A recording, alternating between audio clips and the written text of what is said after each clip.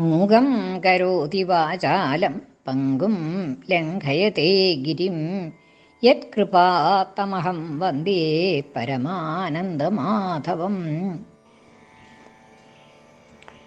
ഇന്ന് നാരായണീയം 56-ാമത്തെ ദശകത്തിൽ 9ഉം 10ഉം ശ്ലോകങ്ങളുടെ അർത്ഥം പറയാം. അർത്ഥം പറയുന്നത് കിഴക്കേപ്പാട്ട് വാര്യത്ത് ഭാരതി. 9ാമത്തെ ശ്ലോകം. പ്രബുധിതാനഥ പാലയ പാലയേത്യുദയദാപ്തരവൻ പശുപാലകൻ അവിതുമാശുപപാഥ മഹാനലം കിമിഹ ചിത്രം അയം ഖലു തേ മുഖം.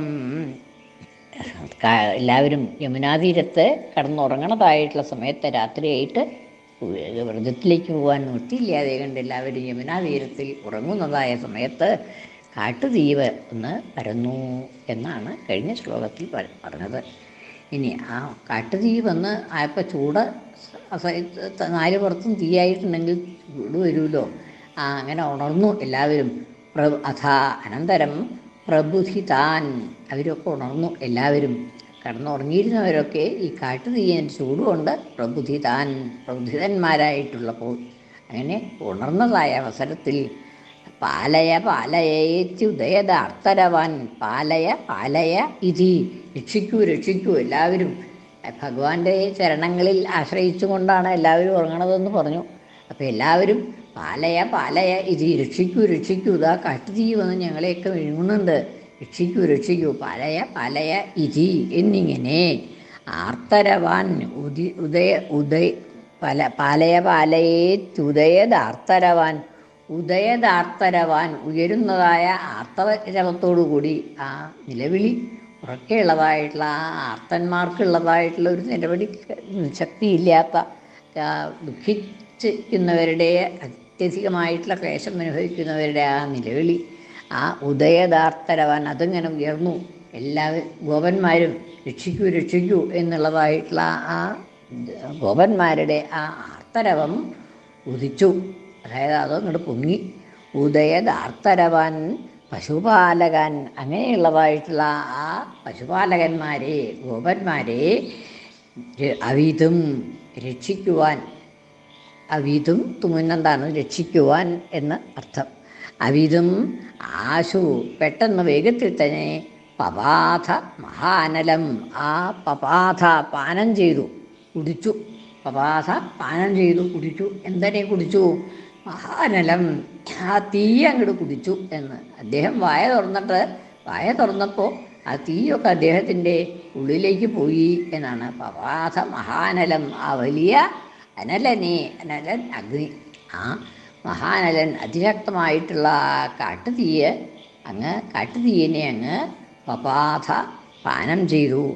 ഹിമിഹ ചിത്രം, അതെന്താ അത്ഭുതം, അദ്ദേഹം പാനം ചെയ്തു എന്നുള്ളത് ഒരു അത്ഭുതമൊന്നുമല്ല. എന്താണ് അത്ഭുതം അല്ല എന്ന് പറയാൻ കാരണം, അയം ഖലു തേ മുഖം, അയം ഇവൻ, അതായത് ഈ അഗ്നി എന്നത് തേ മുഖം ഖലു, അങ്ങയുടെ മുഖം തന്നെയാണല്ലോ. ഈ നേരത്തെ ഓരോ പ്രപഞ്ചത്തിനെ ഓരോന്നിനെ വർണ്ണിക്കുമ്പോൾ ഓരോന്നും ഭഗവാന്റെ അവയവങ്ങൾ തന്നെയാണ് എന്ന് പറഞ്ഞപ്പോൾ അഗ്നി ഭഗവാന്റെ മുഖം, അഗ്നിമുഖവാനാണ് ഭഗവാൻ എന്ന് പറയുണ്ടായിട്ടുണ്ട്. അപ്പം അങ്ങനെ അഗ്നിയെ മുഖമായിട്ടാണ്, വായയായിട്ടാണ് കണക്കാക്കുന്നത്. ഭഗവാന്റെ വായ ആ വിരാട് രൂപനായ ഭഗവാന്റെ വായ ആണ് അഗ്നി. അയം ഖലു തേ മുഖം, ഈ അഗ്നി എന്ന് പറയുന്നത് തേ മുഖം ഖലു, അങ്ങയുടെ വായ തന്നെയാണല്ലോ, അങ്ങയുടെ മുഖം തന്നെ. മുഖം എന്നുള്ളത് വായ എന്നുള്ള അർത്ഥത്തിലും അല്ലാണ്ട് മുഖം ഫീസ് എന്നുള്ള അർത്ഥത്തിലും ഒക്കെ പറയാറുണ്ട്. ഇവിടെ മുഖം എന്നുള്ളത് അഗ്നിമുഖൻ എന്ന് പറയുമ്പോൾ അഗ്നി വായയായിട്ടുള്ളവൻ എന്നാണ് അർത്ഥം. അഗ്നി അങ്ങയുടെ വായയാണല്ലോ. സാധാരണ എന്താ പറയണത്, എന്താ അങ്ങനെ പറയാൻ അഗ്നിമുഖനാണ് എന്ന് പറയാൻ കാരണം എന്ന് വെച്ചാൽ, ഈ യാഗങ്ങളൊക്കെ നടത്തുമ്പോൾ നമ്മൾ ഗണപതി ഹോമം ഒക്കെ കണ്ടിട്ടുണ്ടല്ലോ, എല്ലാ ദേവന്മാരും ഒന്ന് തന്നെയാണ്. അപ്പോൾ അങ്ങനെ പലതരത്തിലുള്ളതായിട്ടുള്ള കിരാതമൂർത്തിക്കുള്ള ഹോമം, കുബേരനുള്ള ഹോമം എന്നൊക്കെ കണ്ടു ഇല്ലേ. അപ്പം അങ്ങനെ എല്ലാ ദേവന്മാരും ഭഗവാൻ തന്നെയാണ് എന്നാണല്ലോ, ഭഗവാനല്ലാണ്ട് വേറെ ഒന്നുമില്ല. അപ്പം ആ ദേവന്മാരുടെയൊക്കെ മുഖം ആണ് അഗ്നി എന്നാണ്. അഗ്നിയിലാണ് ഹോമിക്കൽ. ഈ നമ്മൾ ഒക്കെ എല്ലാം അഗ്നി സാക്ഷിയായിട്ടാണ് എല്ലാം ചെയ്യുക. അപ്പോൾ ഭഗവാന് നൽകുന്നതായിട്ടുള്ള എല്ലാം അഗ്നിയിൽ സമർപ്പിക്കുകയാണ് ചെയ്യുക. അപ്പോൾ ഈ ആ അഗ്നി അതൊക്കെ ഏത് ദേവന്മാരെ ഉദ്ദേശിച്ചാണോ ചെയ്യുന്നത് അത് അവരെ എത്തിക്കേണ്ട ചുമതല അഗ്നിക്കുള്ളതാണെന്നാണ്. അപ്പോൾ അഗ്നിമുഖനാണ്, അഗ്നിമുഖന്മാരാണ് ദേവന്മാരൊക്കെ. അപ്പോൾ ഭഗവാനിലേക്കാണ് എല്ലാ ദേവന്മാരുടെയും പൂജ ഭഗവാനിൽ തന്നെയാണ് കൊടുക്കുക. എത്തിച്ചേരേണ്ടത് ഒന്നേ ഉള്ളൂ, ഇല്ല വേറെ അനവധി ദേവന്മാരൊന്നുമില്ല. അപ്പോൾ അതുകൊണ്ട് ഏത് ദേവനെ ഉദ്ദേശിച്ച് നമ്മൾ ചെയ്താലും അതൊക്കെ ഭഗവാനിൽ എത്തിച്ചേർന്ന് കൊള്ളും. അപ്പോൾ അയം ഖലു തേ മുഖം, ഇതാണല്ലോ അങ്ങയുടെ മുഖം തന്നെയാണല്ലോ. ഈ അഗ്നി എന്ന് പറയുന്നത് അങ്ങയുടെ മുഖം തന്നെയാണല്ലോ. അപ്പോൾ അഗ്നി എന്ന് പറഞ്ഞാൽ വായയാണ്. അപ്പോൾ ആ വായിലേക്ക് ഇങ്ങോട്ട് ഗ്രഹിക്കുക. ഈ അഗ്നിയെ മുഴുവൻ അദ്ദേഹം സ്വന്തം വായിലേക്കാക്കി എന്നാണ്, പാനം ചെയ്തു എന്നാണ് അവിടെ പറയുന്നത്. പ്രബുദ്ധിതാൻ അഥ പിന്നീട് പ്രബുദ്ധിതാൻ ഉണർന്നതായ അഗ്നിയുടെ ചൂടുകൊണ്ട് ഉണർന്നതായ പാലയ ഇതി ഉദയദാർത്തരവാൻ, പാലയ എന്ന് രക്ഷിക്കൂ എന്ന് ഉദയദാർത്തരവാൻ ഉദിക്കുന്നതായ ഉയർന്നതായ ആർത്തസ്വരത്തോടുകൂടിയ പശുപാലകന്മാരെ ഗോപന്മാരെ അവിധം രക്ഷിക്കാനായിട്ട് അങ്ങ് ആശു വേഗത്തിൽ തന്നെ പപാഥ മഹാനലം, ആ വലിയ കാട്ടുതീനെ പാനം ചെയ്തു, കുടിച്ചു എന്ന്. ഇതിലെന്താണ് അത്ഭുതം? കിമിഹ ചിത്രം, അതിലെന്താണ് അത്ഭുതം? എന്താ അത്ഭുതം ഇല്ല എന്ന് പറയാൻ കാരണം അയം ഖലു തേ മുഖം, ഈ അഗ്നി എന്നത് അങ്ങയുടെ മുഖം തന്നെയാണല്ലോ, അങ്ങയുടെ വായ തന്നെയാണല്ലോ ഈ അഗ്നി എന്ന് പറയുന്നത്. അപ്പോൾ അഗ്നിയെ അങ്ങ് പാനം ചെയ്തു എന്നതിൽ അത്ഭുതമൊന്നുമില്ല എന്ന് പറയുകയാണ്. ഇനി പിന്നെ എന്താണ് അടുത്തതായിട്ട് പറയണത്? ശിഖിനി വർണ്ണത ഏവ ഹി പീതതാ പരിലസത്യതുനാക്രിയയാപ്യസൗ ഇതി നുത പശുപൈഃ കമല മുദിതൈർവിഭോ ഹരഹരേ ദുരിതൈഃ സഹ മേ ഗദൻ. ഇതി നുത പശുപൈർമുദിതൈർവിഭോ ഹരഹരേ ദുരിതൈഃ സഹ മേ ഗദൻ. ഇനി ആ പാനം ചെയ്ത് കഴിഞ്ഞപ്പോൾ എല്ലാവർക്കും ഗോപന്മാരൊക്കെ സന്തോഷമായി. അവർ പറയാണ് ശിഖിനി വർണ്ണത ഏവ ഹി പീതത, വർണ്ണത നിറം കൊണ്ടാണ് പീതതാ ശിഖിനി. പീതത എന്ന് പറഞ്ഞാൽ മഞ്ഞ നിറം എന്നുള്ളതാണ്. അഗ്നി മഞ്ഞ നിറമാണല്ലോ കത്തുമ്പോൾ.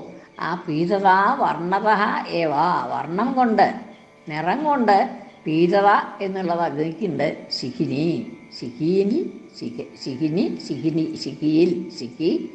അഗ്നി, ശിഖകളോട് കൂടിയത് ശിഖി അഗ്നി. ആ ശിഖിയിൽ പീതത എന്നുള്ളത് വർണ്ണം കൊണ്ടാണ്.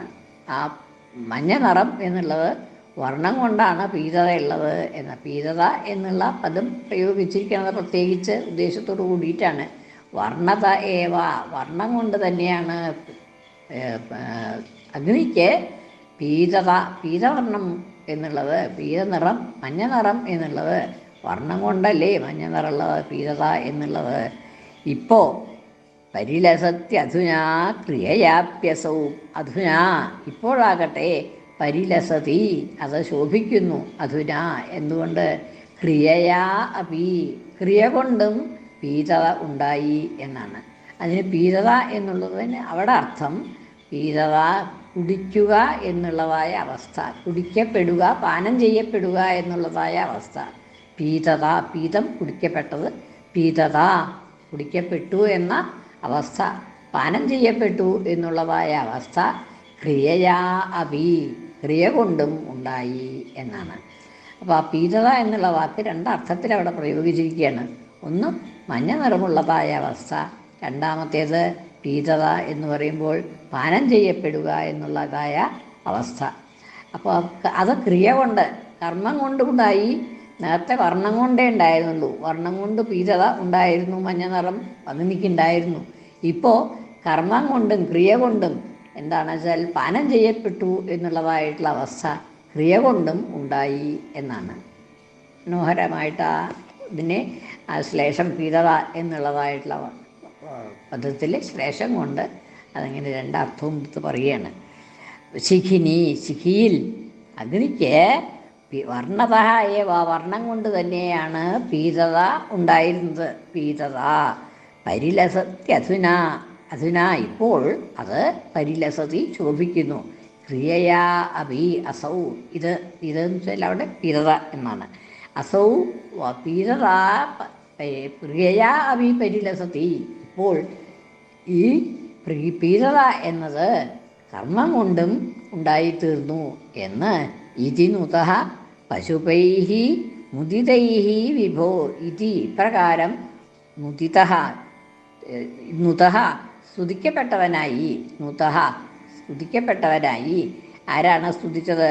പശുപൈഹി മുദിതൈഹി, മുദിതൈഹി പശുപൈഹി, സന്തുഷ്ടരായ ആ പശുവന്മാരാൽ, ഗോപാലന്മാരാൽ ഇപ്രകാരം സ്തുതിക്കപ്പെട്ടതായ അല്ലയോ വിഭോ ഭഗവാനെ, വിഭുവായിട്ടുള്ള സർവഗാമിയായ ഭഗവാനെ, ഹരഹരേ ഹരേ ഹരേ ഹരേ, അല്ലയോ മഹാവിഷ്ണുവായ ഭഗവാനെ, ഹര ഹരിച്ചാലും ഇല്ലാതാക്കിയാലും ദുരിതൈ സഹ മേ ഗതൻ, ദുരിതങ്ങളോടുകൂടി എൻ്റെ ദുരിതങ്ങളോടുകൂടി എൻ്റെ ഗതങ്ങളെ രോഗങ്ങളെയെല്ലാം അങ്ങ് ഹരിച്ചാലും അപഹരിച്ചാലും ഇല്ലാതാക്കിയാലും എന്ന് അവസാനത്തെ ശ്ലോകം, ദശകത്തിലെ ശ്ലോകം ദശകം അവസാനിപ്പിക്കുകയാണ്. ഇതി നുതഃ പശുപൈഹി മുദിതൈഹി വിഭോ, മുദിതൈഹി സന്തുഷ്ടരായ പശുവന്മാരാൽ ഇപ്രകാരം സ്തുതിക്കപ്പെട്ടതായ അല്ലയോ വിഭുവായ ഭഗവാനെ, അങ്ങ് ദുരിതങ്ങളോടൊപ്പം, അതായത് ദുരിതങ്ങൾ ആണ് ഗതങ്ങൾക്കൊക്കെ കാരണം, രോഗങ്ങൾക്കൊക്കെ കാരണം ദുരിതങ്ങളാണ്. അപ്പോൾ ആ ദുരിതങ്ങളും മാറ്റണം രോഗങ്ങളും മാറ്റണം എന്നാണ്. ദുരിതൈ സഹ, ദുരിതങ്ങളോടൊപ്പം എൻ്റെ രോഗങ്ങളെയും അങ്ങ് ഇല്ലാതാക്കിയാലും. ശിഖിനി, ശിഖിയിൽ അതായത് അഗ്നിക്ക് വർണ്ണത ഏവഹി പീതത, വർണ്ണം കൊണ്ട് തന്നെയാണ് പീതത എന്നുള്ള അവസ്ഥ, കുടിക്കപ്പെടുക എന്നുള്ള അവസ്ഥ. അത് വർണ്ണം കൊണ്ടേ ഉണ്ടായിരുന്നുള്ളൂ, നിറം കൊണ്ടേ ഉണ്ടായിരുന്നുള്ളൂ. ഇപ്പോഴാകട്ടെ അത് പീതത എന്നത്, ആ പാനം ചെയ്യപ്പെടുക എന്നുള്ളത് ക്രിയ കൊണ്ടും ഉണ്ടായി. ഇതി ഇപ്രകാരം മുതഃ സ്തുതിക്കപ്പെട്ടവനായി പശുപൈഹി മുദിതൈഹി പശുപൈഹി, മുദിതന്മാരായ സന്തുഷ്ടരായ പശുവന്മാരാൽ ഇപ്രകാരം സ്തുതിക്കപ്പെട്ടതായ അങ്ങ് അല്ലയോ വിഭോ ഹരേ, ഹരമേ ദുരിതൈ സഹാൻ ദുരിതൈഹി ഗത ഹര ദുരിതൈഹി സഹ മേ ഗതാൻ ഹര, ദുരിതൈഹി സഹ ദുരിതങ്ങളോടൊപ്പം മേ ഗതാൻ എൻ്റെ ഗതങ്ങളെ എൻ്റെ രോഗങ്ങളെ ഹര ഹരിച്ചാലും ഇല്ലാതാക്കിയാലും എന്ന് ആ ശ്ലോകം രണ്ടൊന്നും കൂടി ചെല്ലാം. പ്രബുധിതാനഥ പാലയ പാലയേത്യുദയദാർത്തരവൻ പശുപാലകൻ അവിതുമാശുപപാഥ മഹാനലം കിമിഹ ചിത്രം അയം ഖലു തേ മുഖം. കൃഷ്ണാർപ്പണം. മലയാള പരിഭാഷ. പുനരെണീറ്റവരാകെ ഭയാകുലർ പശുപരാർത്തു തുണയ്ക്കണേ, ഉടനെ അങ്ങു വിഴുങ്ങി മഹാഗ്നിയെ അതിലതെന്തനലൻ തവ വക്രമാം. ശിഖിനി വർണ്ണത ഏവ ഹി പീതതാ പരിലസത്യധുനാ ക്രിയയാപ്യസൗ ഇതി നുത പശുപൈർമുദിതൈർവിഭോ ഹരഹരേ ദുരിതൈ സഹ മേ ഗതൻ. കൃഷ്ണാർപ്പണം. മലയാള പരിഭാഷ. അനലനെ അറിയുന്നിതു പീതനായി തവ വിഴുങ്ങലിനാലതു സത്യമായി പശുപരിങ്ങനെ വാഴ്ത്തിയതാം ഹരേ ദുരിതമെൻ്റെ അകറ്റുക രോഗവും. സർവത്ര ഗോവിന്ദ നാമ സങ്കീർത്തനം. ഗോവിന്ദ ഗോവിന്ദ.